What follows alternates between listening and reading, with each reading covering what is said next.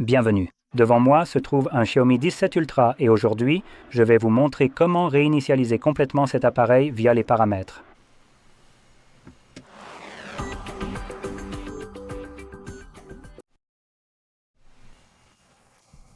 Avant de commencer la réinitialisation proprement dite, je vais d'abord parler de la sauvegarde de votre appareil, car il est probablement important pour vous de préserver vos données.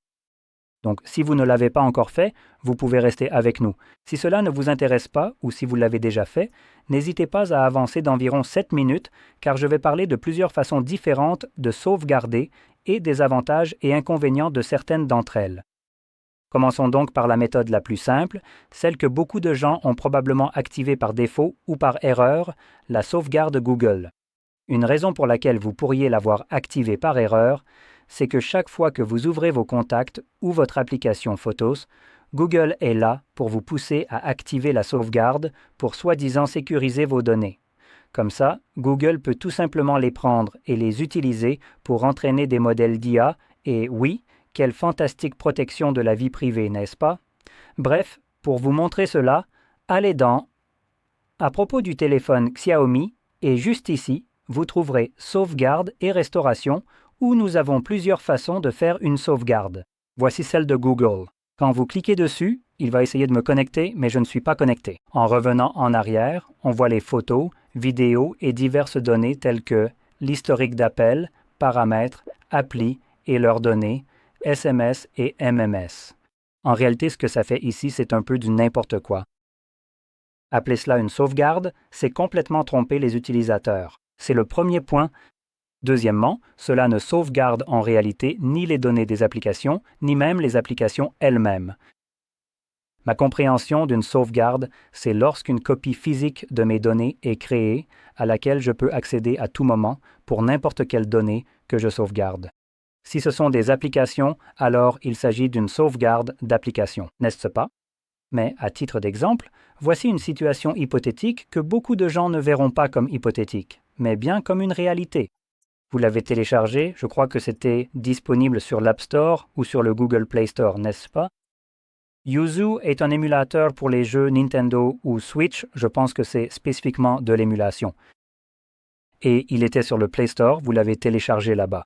Il est toujours sur votre téléphone que vous essayez de sauvegarder en ce moment, mais Yuzu n'est plus disponible sur le Play Store parce que l'escouade d'avocats de Nintendo a retrouvé les créateurs de Yuzu et a commencé à leur envoyer essentiellement des demandes de retrait accompagnées de poursuites judiciaires, comme si c'était une invitation à Poudlard pour Harry. Eh bien, ils l'ont retiré pour des raisons évidentes, parce que je pense que gagner une guerre contre nous serait peut-être plus facile que de gagner contre les avocats de Nintendo. Donc vous avez cette application, elle fonctionne très bien sur votre téléphone, mais elle n'est plus sur le Play Store. Donc vous voulez en créer une sauvegarde. C'est à ça que sert la sauvegarde. C'est ce qu'on pourrait croire. Détrompez-vous, car même en créant une sauvegarde, les données ne sont pas sauvées. En réalité, ce que cela fait, c'est plutôt comme si... voilà un petit exemple. Voici un petit marqueur, prenons un post-it et indiquons simplement au téléphone qu'il doit retélécharger Yuzu depuis le Play Store. Spécifiquement depuis le Play Store, d'ailleurs. Et au lieu de réellement créer une sauvegarde, il se contente de s'indiquer à lui-même que cette application était présente sur ce téléphone. Donc, retélécharge-la plus tard. Mais si cette application n'existe plus sur le Play Store, il n'y a plus aucun endroit d'où la télécharger. Et toute autre application provenant de l'extérieur du Play Store est ignorée par Google. Donc, en tant que sauvegarde d'application, est-ce qu'il sauvegarde vraiment les applications? Tu fais ta chochotte avec ça? Parce que si j'ai bien compris, si tu me dis que tu sauvegardes les applis, il ne devrait pas y avoir de foutues conditions à ça. Soit tu fais une sauvegarde, soit tu n'en fais pas. Et dans ce cas, Google ne sauvegarde absolument rien en ce qui concerne les applications. Donc, sur ce point-là, c'est complètement inutile. C'est pour ça que je disais que c'est le pire truc qu'on puisse utiliser. Maintenant, pour revenir en arrière, on a l'autre option. On a donc la sauvegarde locale sur l'ordinateur ou l'appareil mobile, c'est-à-dire ce téléphone lui-même. Cela va te permettre de créer un fichier comme un fichier de sauvegarde des données et tu peux soit l'utiliser, je crois, avec le ME Assistant ou peu importe comment ça s'appelle, l'application pour ordinateur qui te permet en gros de créer une sauvegarde sur ton PC. Tu peux en créer une sur le stockage du téléphone, puis le brancher à ton ordinateur et la transférer sur ton PC. Ou alors, tu peux aussi faire une sauvegarde dans le cloud. Encore une fois, je ne recommande pas vraiment les sauvegardes dans le cloud en général, pour être honnête. Vous êtes en train de transférer vos informations personnelles sur l'ordinateur de quelqu'un d'autre. Qu'est-ce qui pourrait mal tourner? Je vous recommande donc plutôt d'aller dans le dossier Opération Système sur la deuxième page de votre écran d'accueil. Et dans ce dossier Opération Système, vous trouverez tout en bas, bien caché. Moi déménageur. C'est un atout absolument indispensable pour votre application, tout comme sur d'autres appareils proposant des fonctionnalités similaires. En matière de migration et de sauvegarde, c'est vraiment la meilleure solution que vous puissiez trouver. À présent, cela dépendra en grande partie de si vous souhaitez transférer des données, copier des fichiers ou migrer vers un autre appareil. Selon le type d'appareil, il se peut que vous n'ayez pas besoin d'utiliser cette application. Par exemple, comme cela peut servir à une migration, donc pour passer à un nouvel appareil, vous pouvez aussi l'utiliser pour transférer des données vers un ancien téléphone en guise de sauvegarde. Ce n'est pas vraiment la méthode prévue à la base, mais cela fonctionne quand même de cette façon. Mais quelle que soit la manière dont vous procédez, vous allez rencontrer quelques limitations. Donc, par exemple, si votre téléphone, qu'il s'agisse du nouveau modèle ou de l'ancien, est un Samsung, cela fonctionnera parfaitement. Mais vous ne pourrez toutefois pas utiliser MeMover.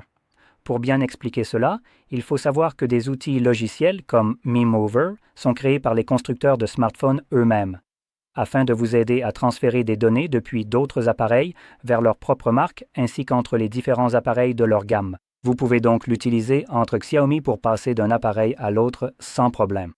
Mais vous ne pourrez pas utiliser cette application pour transférer des données de Xiaomi vers Samsung. Vous utiliseriez plutôt l'alternative proposée par Samsung. Et Samsung propose le Smart Switch. Vous devrez donc tout d'abord télécharger l'application Smart Switch sur ce téléphone-ci afin de connecter ensuite ces deux téléphones ensemble. Vous devrez donc toujours veiller à bien télécharger, sur l'appareil d'origine qui contient toutes vos données, l'application spécifique du téléphone vers lequel vous transférez les données. Et comme je l'ai déjà précisé auparavant, si les deux appareils sont de la même marque, il n'y aura aucun problème. S'il s'agit d'un Samsung, téléchargez leur application et la procédure se déroule de la même manière. Pour sauvegarder ce téléphone et transférer les données vers ce nouveau téléphone, il vous faudra simplement installer l'application MeMover. Oups! Oui, MeMover est compatible avec Samsung, vous pouvez donc transférer des données de Samsung vers Xiaomi. Et pour vous prévenir, sachez que différentes entreprises proposent différentes versions de ce type d'application, et elles portent généralement des noms différents. De toute évidence, Xiaomi propose MeMover, Samsung Smart Switch, et Oppo, Realme, Vivo et OnePlus. Tous les quatre utilisent le même, appelé Clone Phone. Huawei utilise Phone Clone, donc dans l'autre sens. Et je crois que Motorola propose un Motomove. Je crois que c'est comme ça que ça s'appelle. Ce sont celles qui me viennent à l'esprit spontanément. Et c'est la méthode que je recommande pour gérer, déplacer, migrer vos données, car c'est en gros la meilleure façon de procéder sans que cela ne vous pose de problème du genre « Oh non, votre application ne vient pas du Play Store ». Ce processus se moque complètement de l'origine de l'application. Peu importe, même si vous créez vous-même ces applications, il vous permettra quand même de les transférer.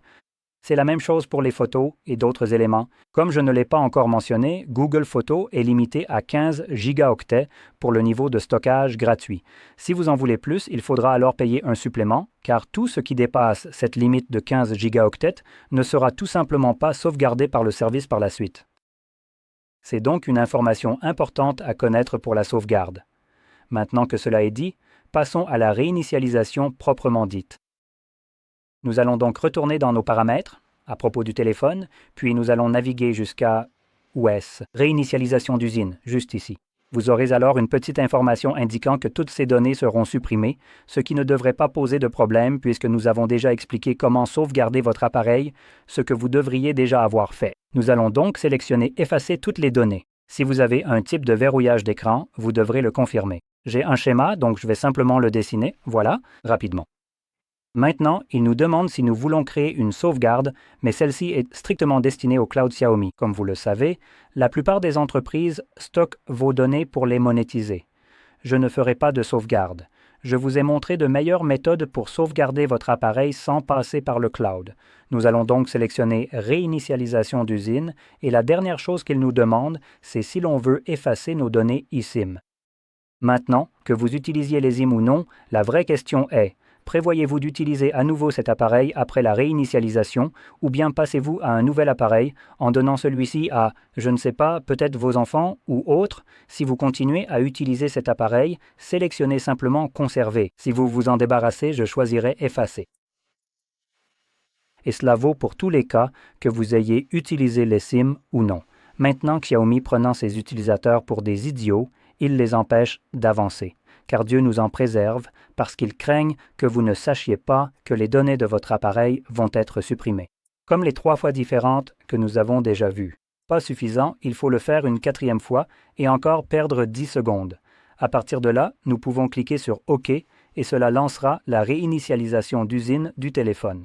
Ce processus prendra environ 1 minute pour se terminer et une fois terminé, nous serons accueillis par l'écran de configuration d'Android. Je reviendrai donc une fois que cela sera visible pour moi.